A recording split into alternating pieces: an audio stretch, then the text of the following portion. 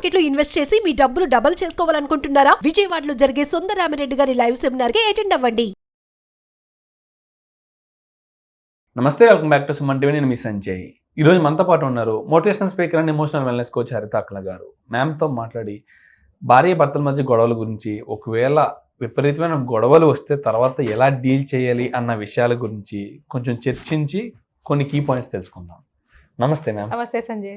Ma'am, మనం ఇప్పుడు చూసుకుంటున్నాం కదా, ఎక్కడ చూసుకున్నా ఏ కోర్టులో చూసుకున్నా డివోర్స్ కేసెస్ అనేవి బీభత్సంగా పెరిగిపోతున్నాయి. అండ్ వీధిలో అన్యోన్యంగా ఉన్న జంట ఉంటున్నారో లేదో తెలియదు, కానీ ఒక వీధిలో గొడవలు పడే జంటలు మాత్రం వీధిలో 90% నుంచి 70% వరకు ఉంటున్నారు. అసలు ఈ గొడవలన్నీ డివోర్స్ వరకు వెళ్లకుండా వాళ్ళిద్దరి మధ్య ఎక్కువ గొడవలు వచ్చి కొట్టుకుని తిట్టుకుని ఇంత జరిగినప్పుడు మళ్ళీ వాటిని ఎలా డీల్ చేయాలంటారు? వాళ్ళిద్దరు ఎలా ప్యాచప్ అవ్వాలంటారు? ఫస్ట్ వైఫ్ అండ్ హస్బెండ్స్ ఇద్దరు కూడా మన దగ్గర కనెక్ట్ అయిన తర్వాత సంజయ్ ఒకటి ఫాలో అవ్వమని చెప్తాను. జనరల్గా channel, her name is Seema Anand. అది జనరల్ నేను ప్రైవేట్గా సెషన్స్లో చెప్తాము, బట్ ఐ రిక్వెస్ట్, ఓకేనా, సీమా ఆనంద్ అనేసి ఒక ఇన్స్టా ఫాలో అవుతారా, యూట్యూబ్లో ఫాలో అవుతారా, లెట్ దెమ్ ఫాలో కపుల్స్కి. She will tell very clearly sexual desires తీరకపోతే వైఫ్ అండ్ హస్బెండ్ ఎలా కొట్టుకుంటారు. That's a very important thing to know. Wife and హస్బెండ్స్లో ఒక యూనిక్ రిలేషన్షిప్ ఏంటి, వేరే ఏ రిలేషన్షిప్లోని ఉండదు. అది దగ్గర శారీరక సంబంధం అన్నది వీళ్ళిద్దరిని అప్రూవ్ చేస్తారు. సొసైటీ కూడా ఇట్ అప్రూవ్స్ కదా. వాళ్ళిద్దరూ అంత మంచి అన్యోన్యం దాంపత్యంలోకి ఎంటర్ అవుతున్నారు అని నలుగురికి చెప్పుకునే ఒక విశేషమే పెళ్ళి అంటేనే. నలుగురు పిలిచి భోజనాలు పెట్టుకొని మరి మా అబ్బాయికి ఈ అబ్బాయి, మా అమ్మాయికి ఈ అబ్బాయిని ఇస్తున్నాం, ఈ అబ్బాయికి మా అమ్మాయిని ఇచ్చుకుంటున్నామని వాళ్ళు ఎంతో హ్యాపీగా సెలబ్రేట్ చేసుకుంటారు. నెక్స్ట్ లెవెల్లో పిల్లలు పుడతారు వాళ్ళకి. వీళ్ళిద్దరికి మాకు ఓకే, వీళ్ళిద్దరి నుంచి వచ్చే పిల్లల్ని కూడా మేము వీఆర్ వెయిటింగ్ ఫర్ ఇట్ కదా. యాక్చువల్ ప్రాసెస్ అయితే ఇది కదా మ్యారేజ్ అంటేని. ఈ ప్రాసెస్లో ఫస్ట్ 5 yearsలో వెరీ ఇంపార్టెంట్ థింగ్ ఏంటంటే, ప్రతి ఆడపిల్ల ఫేస్ చేసేది ఇంటి పేరు మారుతుందయ్యా, పద్ధతులు మారుతాయి, రైట్. ఇక్కడ నువ్వు వంట చేసే విధానం, అక్కడ వంట చేసే విధానానికి మార్పు ఉంటుంది. వెరీ ఫ్యూ ఫ్యామిలీస్ నువ్వు చేసే వంటని యాక్సెప్ట్ చేస్తాయి. మ్యాక్సిమం ఫ్యామిలీస్ అత్తగారు నువ్వు ఏదైతే తన స్పెషల్ వంటలు ఉంటాయో అవి నెక్స్ట్ లెవెల్లో వైఫ్ ఇక్కడ క్యారీ ఫార్వర్డ్ చేయాలి కాబట్టి కోడలికి నేర్పిస్తారు. అవి సహజం.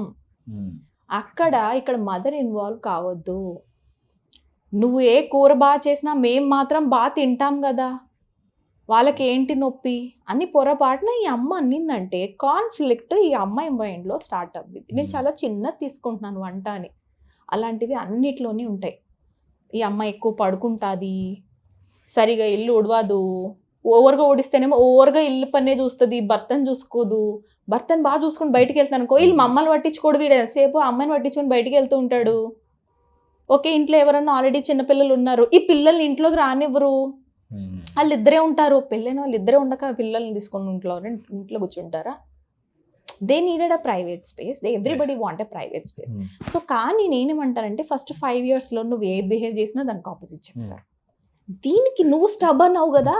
వైఫ్స్కి నేను చెప్తున్నాను, ఇలాంటి సిచ్యువేషన్స్కి మన పేరెంట్స్ దగ్గర సొల్యూషన్ లేదు, దాన్ని యాక్సెప్ట్ చేయండి. నేను నా లైఫ్లో చేసిన ఒక మంచి పని ఏంటో తెలుసా సంజయ్, సరే అయిపోయింది ఏదో అయిపోయింది, 5 ఏళ్ళు 6 ఏళ్ళు అయిపోయింది, ఇప్పటికైనా నేను ఇంకో కొత్త పర్సన్ మైండ్ సెట్ నాకు రావాలి అని ఫిక్స్ అయ్యాను నేను. ఓకే, నేను నచ్చట్లేదు, లేకపోతే నేను కొన్ని సరిగా చేయట్లేదు, నేను నేర్చుకోవాలి, కానీ ఇక్కడ నాకేం పేరెంట్స్ సపోర్ట్ చేస్తారు కదా, నువ్వు బాగానే ఉన్నావు అనేసి. కానీ ఇక్కడేమో కంప్లైంట్లు వస్తున్నాయి, ఇందులో ఇంకొంచెం బెటర్ అవ్వు, నీకు ఇది మాత్రం లేదు అనేసి. ఏంట్రా ఈ కిచిడి, అసలు నేను కనుక్కోవాలి నాకే. ఇక్కడ ఏమవుతుంది, మనల్ని ఎవరైతే యాక్సెప్ట్ చేయాలని కనబడుతుందో ఒక అమ్మాయి లోపల నుంచి ఫ్రస్ట్రేషన్ బయటకు వస్తుంది. అటు ఇటు కన్ఫ్యూజ్డ్ అయిపోతాం సంజయ్. ఇది ప్రతి అమ్మాయి ఆల్మోస్ట్ ఫేస్ చేసేది. అబ్బాయిలకి ఇది ఉండదు. మేము will go through this level where will be like confused. నేను ఆ పర్సన్ కింద ఉన్నప్పుడు వీళ్ళకి నచ్చలేదా, ఇప్పుడు సగం మారిపోయి ఉంటారు ఈ ఫ్యామిలీ కోసం. మారిపోతున్నప్పుడు సపోజ్ సింపతి యాడ్ చేసుకున్నారనుకో, నేను వీళ్ళ కోసం మారుతున్నా, వీళ్ళ కోసం చేస్తున్నా అని. No, you are doing it for yourself only. వాళ్ళు నీకు ఎంత ఇంపార్టెంట్ పీపుల్ అంటే వాళ్ళ కోసం నువ్వు మారడానికి రెడీ అయ్యే కాబట్టే మారావు. This is a very correct mind set. లేకపోతే సింపతి ఆంటీ మన లైఫ్లో బతకనివ్వదు. చుట్టుపక్కల అయ్యో నీకు ఎంత కష్టాలమ్మా, ఫ్యామిలీకి ఇచ్చినారు నిన్ను, అయ్యయ్యో అంటే మనం వీడు ఏడుస్తుంటాం. Can you see what I'm trying to tell you? మన చుట్టుపక్కల గిల్ట్ ఆంటీస్ అంటే ఇంకెవరో కాదు, మన లోపల ఉండే గిల్టీని మనం ఏం స్టోరీ యాడ్ చేసుకుంటున్నాము. మరి మనతోనే మనకు యుద్ధం అన్నప్పుడు, దాంతోనే నా ఫైటింగ్ అన్నప్పుడు నేను దాన్ని చేంజ్ చేసుకోవాలి, నాట్ పీపుల్ అరౌండ్, రైట్? ఆ లెవెల్ రావాల్సింది. ఈ విషయం మీద గొడవలు వస్తాయి అంటారా భార్య ఇక్కడ వైఫ్ అండ్ హస్బెండ్స్ కి ఎట్లా గొడవలు వస్తాయంటే, హస్బెండ్ అనుకుంటాడు నేను రైట్, వైఫ్ అనుకుంటది నేను ఎంత మారాలి, నువ్వు కూడా మారాలి అన్న పాయింట్ వచ్చేస్తుంది. నువ్వు నన్నే చేంజ్ చేస్తున్నావు, నువ్వు కూడా చేంజ్ అవ్వాల్సిందే. హస్బెండ్కి ఏంటి, జనరల్గా మనది Indian dominated society, male dominated society, నేను ఎందుకు మారుతానే ఉంటుంది కదా. బట్ స్టిల్ పాపం వాళ్ళు కూడా ఐ యాక్సెప్ట్ దిస్ సంజయ్. నేను ఎప్పుడైతే మేల్ క్లయింట్స్ని కూడా యాక్సెప్ట్ చేయటం మొదలు పెట్టానో, when I'm talking to them also, ఇప్పుడు దాకా మేల్ క్లయింట్స్ కూడా వచ్చారు మనకి, వాళ్ళతో మాట్లాడిన తర్వాత I had to change my mindset again. నేను ఎప్పుడు ఒకరి వైపే విన్నా, వాళ్ళ వైపు వింటుంటే కూడా oh my god, even they are going through a lot. Yeah, వాళ్ళు రెండు మధ్యలో శాండ్విచ్ అవుతున్నారు. They are also becoming a sandwich between mother in law, అదే అమ్మ ఇటు వైఫ్, ఐదర్ అమ్మ కావాలి లేకపోతే వైఫ్ కావాలి అన్న కిచడీలో వాళ్ళు ఫేస్ చేస్తున్నారు. I'm not saying no. కాకపోతే ఇక్కడ తల్లిగా కొంచెము ఒక 5 years వాళ్ళని వదిలేయండి, కొట్టుకుంటారో పడతారో, ఓకే, వాళ్ళని ఎక్కువ కంప్లైంట్లు చేయకుండా ఇక్కడ కొంచెం మన అత్తమామలు కూడా నేర్చుకోవాలి. ఒక అమ్మాయి కొత్తగా మన ఇంటికి వచ్చింది, ఆ అమ్మాయి నైట్ వేసుకుంటే కామెంటు, నైట్ డ్రెస్ వేసుకుంటే కామెంటు, నువ్వు డ్రెస్ వేసుకుని చీర కట్టుకోకపోతే కామెంటు, చీర కట్టుకోలేకపోతే నువ్వు చీర కట్టుకోవడం కూడా రాదా అని comment. Don't focus more on what she is not able to do, focus more on you teaching her something. నేర్పించండి, లేదు అని అంటే కంప్లీట్గా మార్చేయకుండా వీళ్ళు కూడా కొంచెం కేర్ఫుల్ తీసుకోవాలి.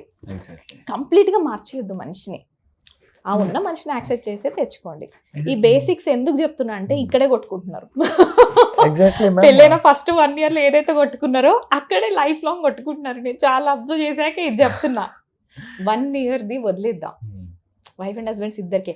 ఆ పెళ్లిలో నువ్వు, ఆ ఎంగేజ్మెంట్లో అప్పుడు పలానా వాళ్ళు నన్ను ఇన్సల్ట్ చేశారు, అప్పుడు నువ్వేం నిలబడలేదు నా వెనకాల, అప్పుడు వాళ్ళు కూడా ఇమ్మెచ్యూర్డ్ అబ్బా, ఈవెన్ యువర్ ఇమ్మెచ్యూర్డ్, అయింది అయిపోయింది, లెట్స్ నాట్ గో అక్కడ తల బాదుకోకండి.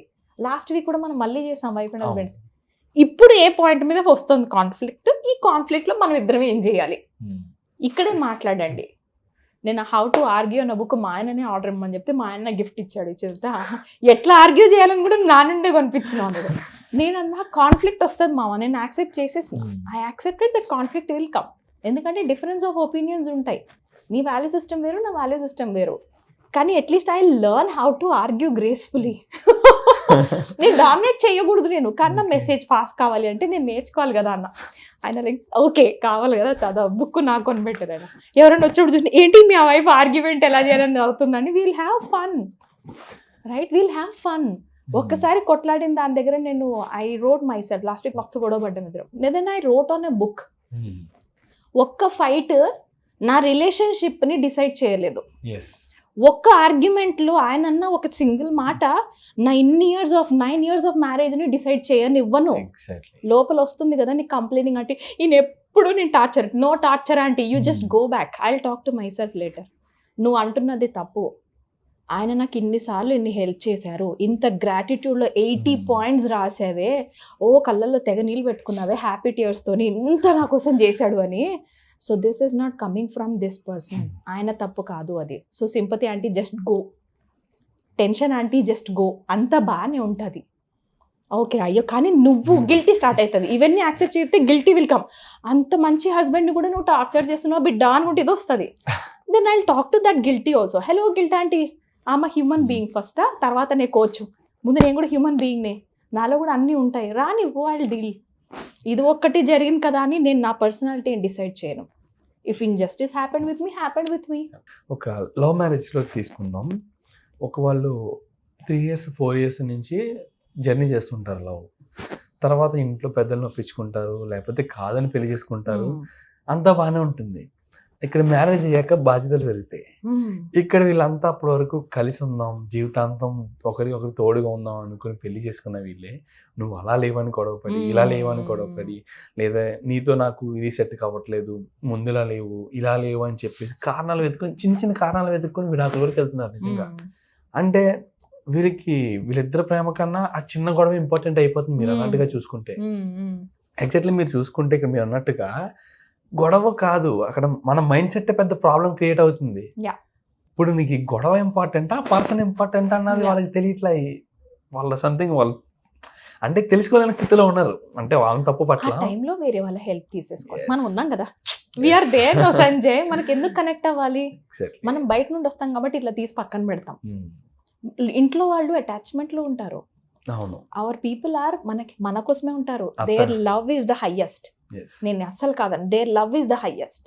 దానికోసమే మనం ఆ మీరు రిలేషన్షిప్ అన్నది కరెక్టే. అదే ఒక కానీ ఇంట్లో వాళ్ళే రిలేషన్ ఉన్న attachment వ్యక్తి లో అయితే ఉంటారు. సంథింగ్ ఒకరిని తప్పు పట్టలేరు, పడితే ఒకరి వైపు మాట్లాడాలి. Mm. అంటే వాళ్ళ మధ్య వెళ్ళి వాళ్ళ గొడవను పక్కన పెడదాం, వాళ్ళిద్దరిని కలుపుదాం అన్న స్టేట్ లో మా వెళ్తారు. అమ్మాయిని ఇంత మాట అంటున్నారా అని ఇటు వస్తుంది.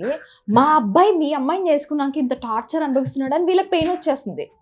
పెయిన్ లో you can't take right decisions. అక్కడ మనం హెల్ప్ అవుతాం. Absolutely ma'am. Thank you Yeah. Ma'am. Thank you very much. Thank అని you. ప్రతి ఒక్కరు తెలుసుకుంటారు అనుకుంటున్నాను ఈ చిన్న చిన్న విషయాల గురించి. ఒక జీవితాన్ని ఊహించుకున్న వ్యక్తిని కోల్పోవడం అనేది నిజంగా చాలా Mm. రాంగ్ థింగ్ అనేది. నిజంగా జస్ట్ ఒక చిన్న గొడవ, మీకిద్దరి మధ్య గొడవ ప్రాబ్లం అయితే గొడవని పక్కన పెట్టండి. ఆ గొడవ గురించి ఆ జీవితాంతం కలిసి ఉందాం అనుకున్న వ్యక్తిని పక్కన పెట్టడం ఎంతవరకు సమంజసం అది అదే నిజంగా. Thank you ma'am. Thank you very Thank much. you. నేను సంథింగ్ ఒక గొడవ గురించి మాట్లాడదాం అనుకున్నా, కానీ మీరు ఇప్పుడు ఒక బ్యూటిఫుల్ మెసేజ్ ఇచ్చారు నిజంగా. Thank you ma'am. Thank you very much. Thank you.